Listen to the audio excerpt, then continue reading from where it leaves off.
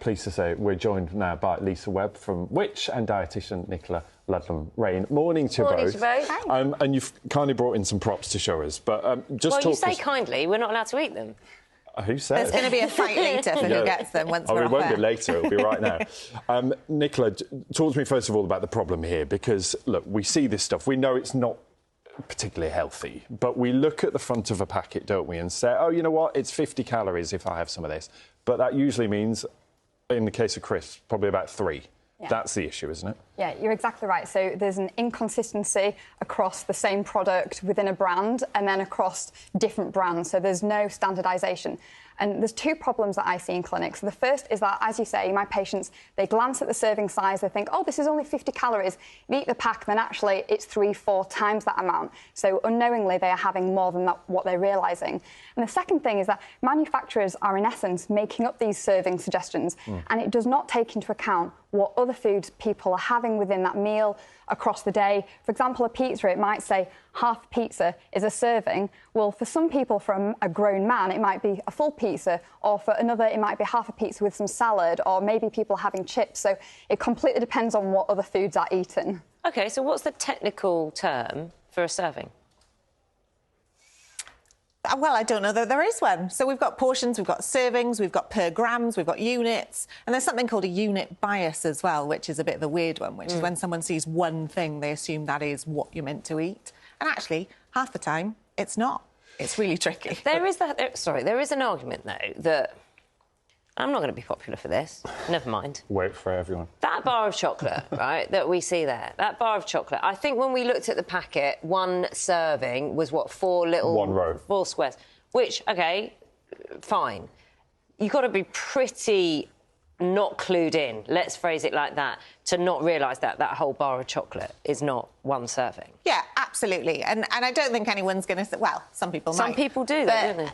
We're not suggesting that you look at that and eat the whole thing and be surprised that you've got a couple of extra chins like me. So it's... What we're saying is, actually, with that particular example, it's a chocolate bar that comes in different sizes. This one, 4 squares of that particular chocolate bar happens to be a portion. In another size of the exact same ingredient chocolate bar, it might be 5 squares. And this is differing between manufacturers, or you were saying, actually, same manufacturers? This is for the exact same product. So the exact same product just comes in a different size bar. So the manufacturer is deciding ad hoc as to what a serving is, be it 5 little cubes or 4 little cubes? Sometimes 5, 4, 3, who knows what it is. Right. But it'll say on the front of the pack and it won't be hugely clear. And Nichola, there's a problem with something like this, isn't it? Because loads of people will get a bottle of orange juice like this with a meal deal.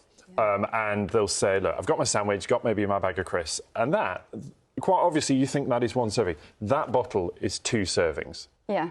It's really misleading, especially when it's bought as a meal deal. And when you buy that, it's in really small print that actually only half a bottle is a serving, which would be 150 mils, which is the serving size for the day. So I think there's one of 2 options. Either manufacturers start to have clearer labelling, you know, half a serving, or maybe they're changing the serving size, or they just put more realistic and more standardised portion sizes across the brand and across different brands of the same product. Do you think people understand the difference between, and if there is one, serving size, portion size, recommended daily amount? No, definitely not. So the recommended daily allowance is based on 2,000 calories, which is for the average woman. So it doesn't apply to man. What is the average woman? It depends on activity levels. Serving sizes are made up by the manufacturers. Portion size is ultimately what that person eats, and what that person eats is individual to them. It depends on what else they're eating across the day and their activity levels and so forth. And Lisa, it strikes me all of this is just geared up for the manufacturers, isn't it? What is stopping them saying this bottle in this size is this many calories, this much sugar, this much whatever else? Same for the chocolate, same for the crisps, and therefore you know that if you drink half the bottle, you get half the advertised amount. It's because they want to look maybe more healthy, they want to fit in with rules around things like sugar content, don't they? It's all geared in their favour, isn't it? I think there's an argument for sure that actually it just looks better. That traffic light on the front of the packet, if what you're actually putting on there is a smaller amount, it looks better. It looks like you're consuming less sugar, less salt, less calories. But those traffic lights were designed to make the whole thing more transparent, and then this is anything but. That's the irony. Well, exactly. And actually, we've been talking to people. We've surveyed loads of people and we asked them, and you will have seen in your earlier VTs, we asked people, what do you think the correct portion size is for this, the correct serving size is for this? And actually, so often people are getting it wrong. We ask people to pour out, for example, what they think a portion of cereal would be, and most people were almost doubling the amount of cereal they ought to have. Because for cereal, you have a bowl. Right. No. Not a kind of, I think, what is it, 30 grams that's normally the recommended thing. That's probably barely covers the bottom of the bowl in most cases. Depends how big your bowl is.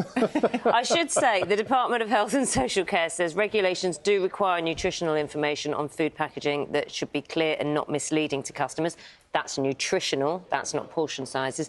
That a spokesperson for the Food and Drink Federation said food and drink manufacturers are committed to providing clear and accurate information, voluntarily include traffic light labelling, so people can make an informed decision on the food they buy. A range of portion sizes are available to help consumers achieve a healthy, balanced diet. Again, though, it doesn't say this is the portion size you should have. It's just more about portion things up. And like you said, the traffic light labelling, it's not mandatory. Not compulsory, yeah. And in some brands, it's all greyed out. So, again, it's really misleading. So we need the government to have some sort of standardisation that all brands and manufacturers must follow. Lisa Webb from Which, Nichola Ludlam-Raine, a specialist registered dietitian. Thank you very much so much.